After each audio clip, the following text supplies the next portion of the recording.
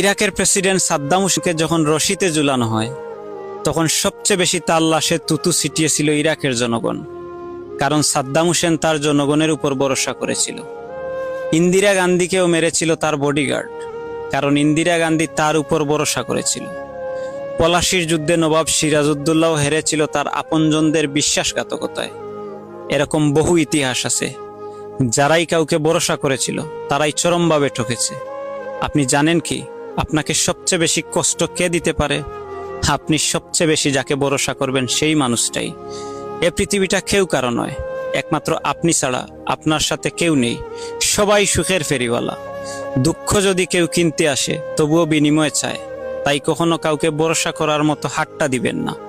এ জীবন পথে অনেকেই আপনার সাথে হাঁটবে, কিন্তু দিন শেষে স্বার্থের হেরফেরে তারা আপনাকে ফেলেই চলে যাবে নিজের স্বার্থ রক্ষায়।